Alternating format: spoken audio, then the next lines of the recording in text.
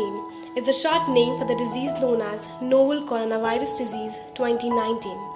Coronaviruses are a large group of similar viruses. Some are known to infect humans, such as severe acute respiratory syndrome, SARS-CoV, and the Middle East respiratory syndrome called the MERS-CoV.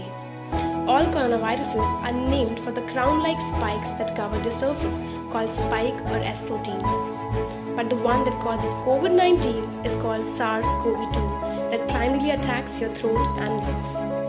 What actually happens in your body when you contract the coronavirus? And how does the immune system respond to a coronavirus attack?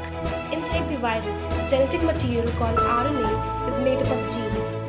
Genes carry the information to make more copies of the virus. A cascade of viral particles enters the body through nose, eyes or mouth.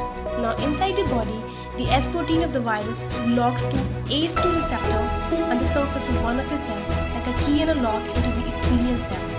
And this can trigger the virus to enter the cell in a couple of ways. It may cause the virus to fuse with the cell surface and then release its genes into the cell.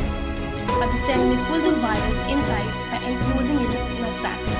And once inside, the virus can be fused to the sac and release its genes. Next, they hijack the cell's machinery, and now the genes uses a structure in your cell called a ribosome to replicate and multiply and inject adjoining cells to make new copies of the virus.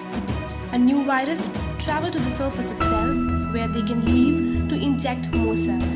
And in the meantime, viral S protein left on the surface of the infected cell can cause it to fuse with nearby healthy cells and forming a giant cell. This may be another way for the virus to spread between cells. People may be infected with COVID-19 for 2 to 14 days before symptoms appear. Within 2 to 14 days, your immune system may respond with symptoms including fever, cough, shortness of breath or trouble breathing, fatigue, loss of appetite, body aches, headache, a sore throat, stuffy nose, loss of taste, loss of smell, nausea or vomiting, diarrhea. But the virus is spreading all over your body. How does the immune system respond to the coronavirus attack? To understand this better, we have to go back to viruses. Viruses too have a telltale signature on the surface called antigens, and spotting these is what kicks the immune system into action by producing antibodies. The signals they generate trigger another class of chemicals called cytokines and chemokines, and they alert the immune system to send an array of different kinds of cells that specialize in destroying viral particles. However, these cytokines and chemokines trigger inflammations in the cells, in the nose and in the upper regions of the respiratory system. This inflammation produces mucus and a runny nose to trap a viral particle and prevent their entry. This also triggers sneezes to expel them. When the sinuses are inflamed, we get a headache and a general stuffiness that we associate with cold. When a gland called hypothalamus is inflamed, it results in fever. However, in case of SARS-CoV-2, the virus seems better at penetrating deeper when compared to cold and cough.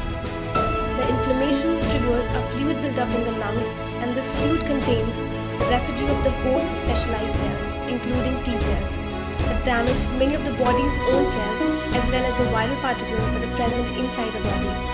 Fluid increases, and from here, dry cough and the characteristics of coronavirus infection begins.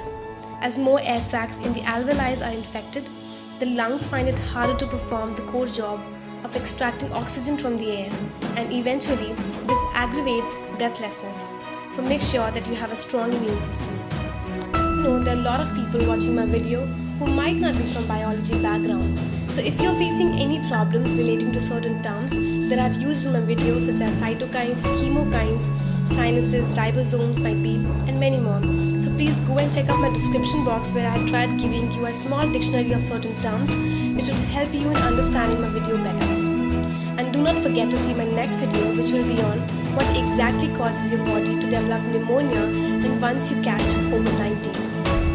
You're watching Curiosity Facts channel, where I drive you to the hypothetical world of science, nature, our planet and cosmos. Do not forget to like, share and subscribe my channel.